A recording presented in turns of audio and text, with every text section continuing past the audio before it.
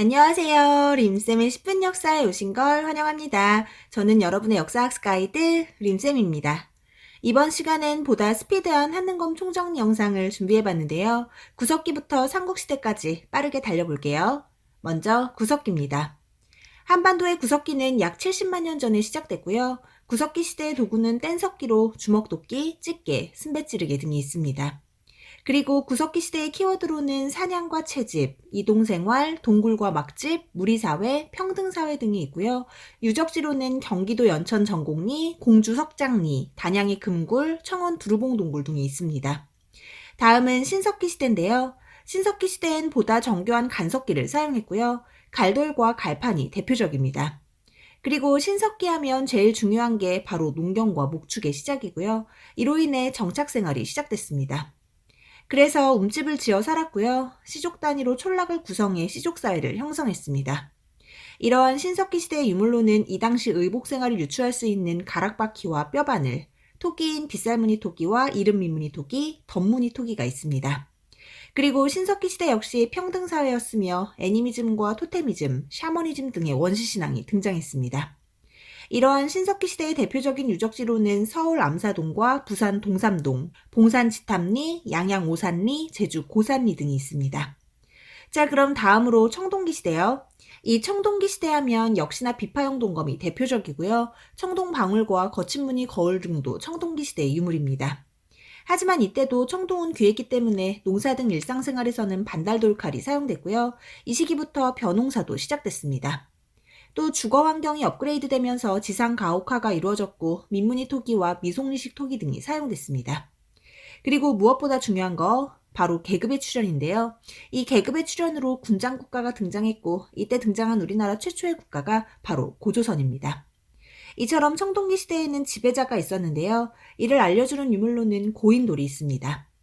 다음은 철기시대인데요. 이때부터 철제무기와 철제농기구가 사용됐으며 활발한 정복전쟁으로 여러 연맹왕국들이 등장했습니다.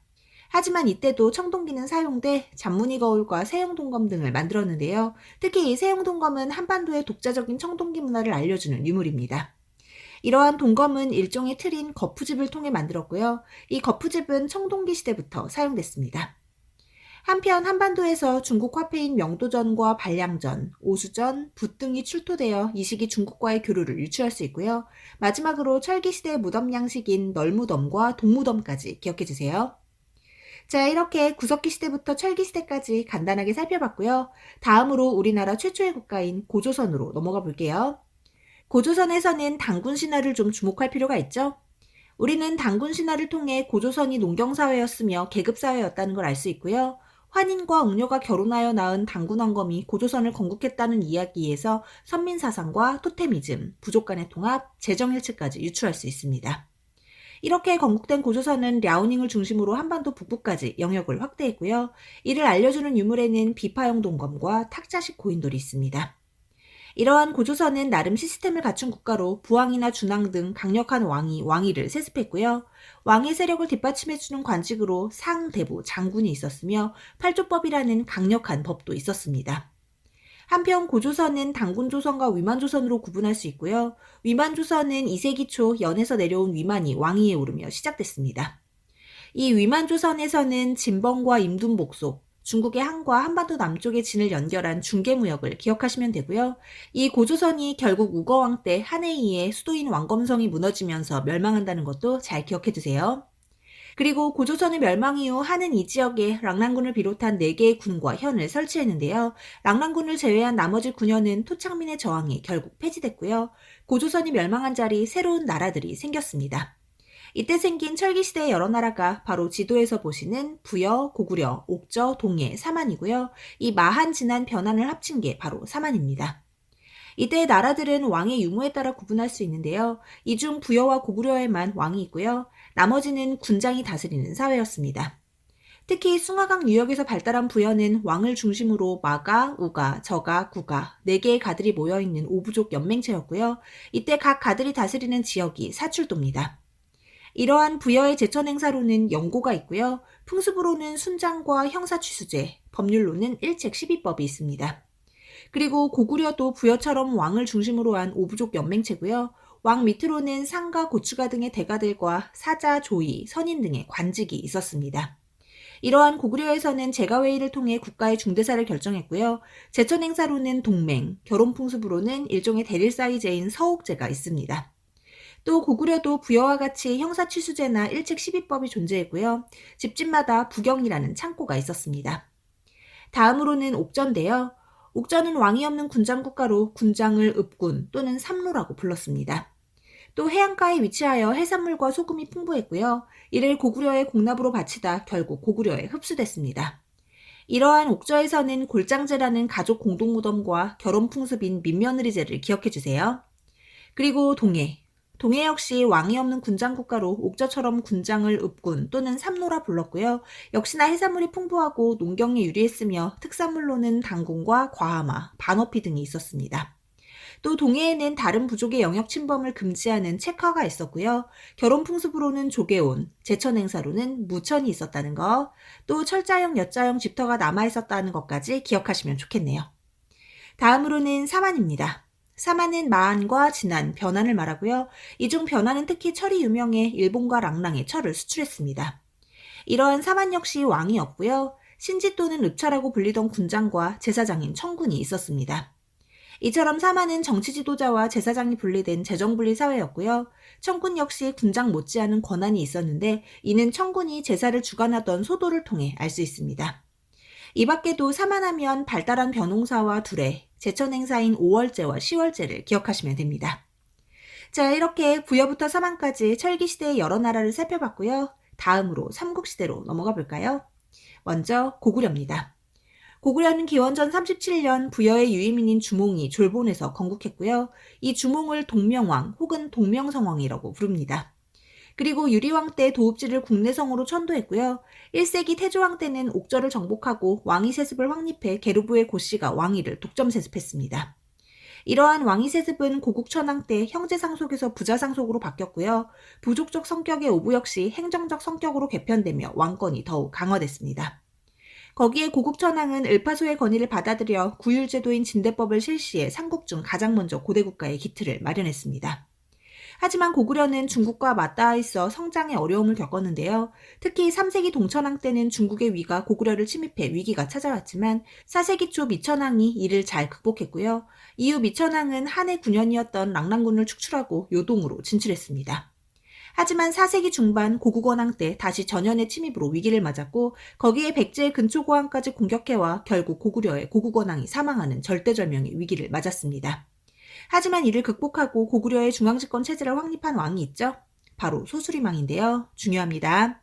소수리망은 불교 수용과 율령 반포, 태학 설립을 통해 중앙집권 체제를 마련했고요.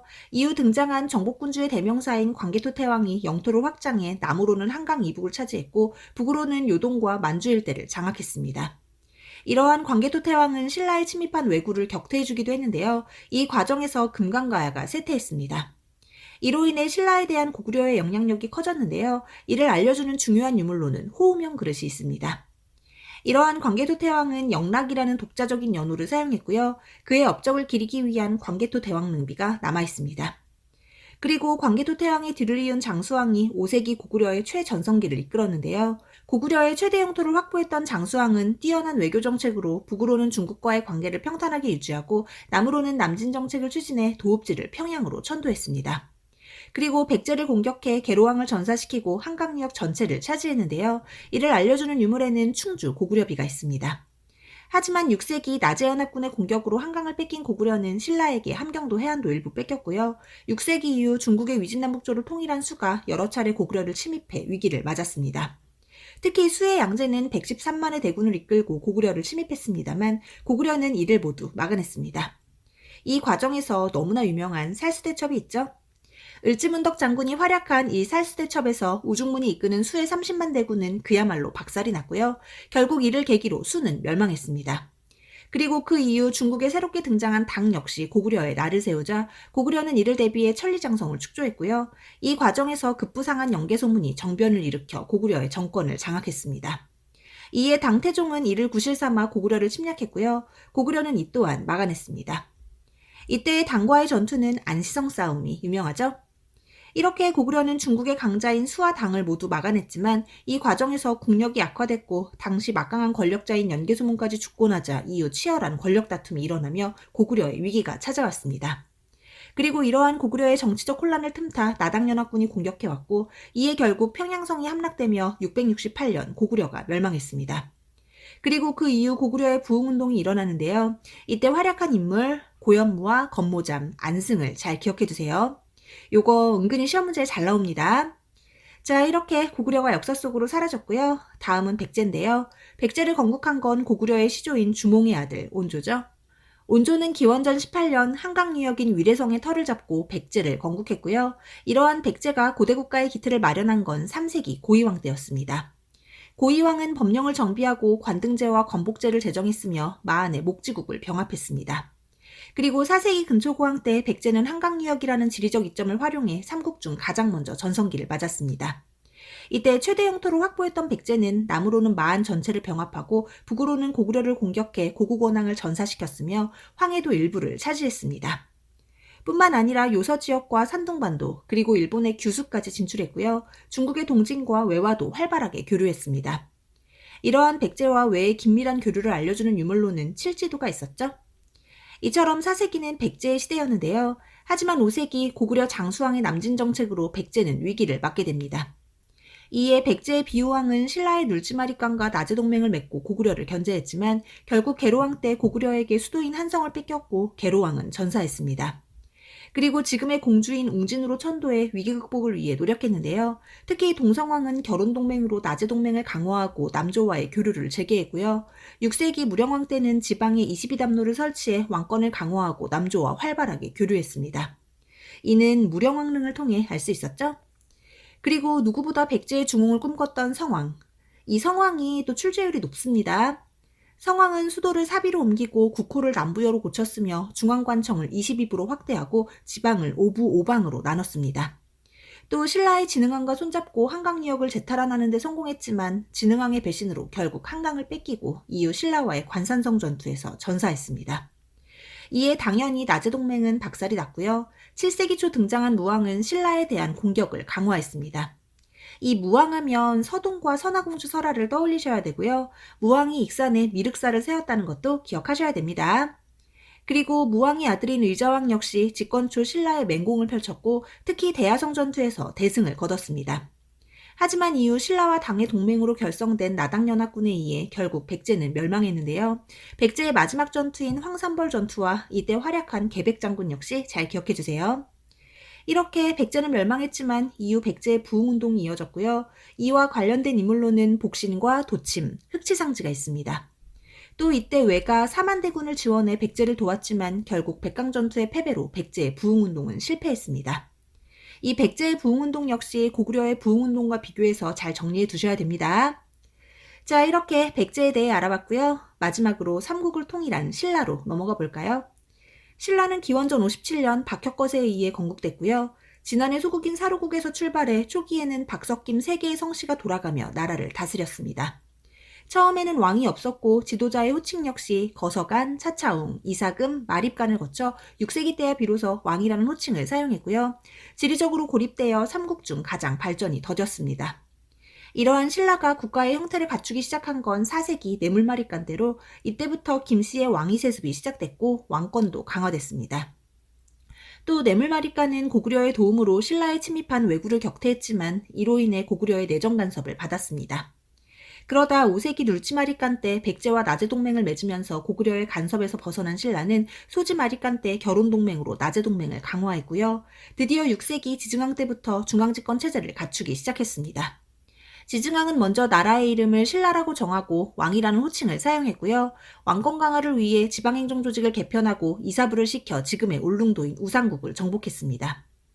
또 농업 생산량의 향상을 위해 우경을 장려했으며 경주의 시장인 동시와 동시를 관리하는 동시전을 세웠습니다.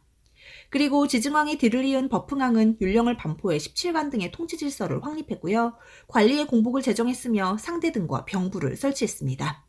또 신라의 신분제도인 골품제를 정비하고 이차돈의 순교를 통해 불교를 공인했으며 금강가야도 정복했습니다. 이 버풍왕의 업적이 좀 많죠? 그만큼 중요한 왕인데요. 이러한 버풍왕이 건원이라는 연호를 사용했다는 것도 잘 기억해 두세요.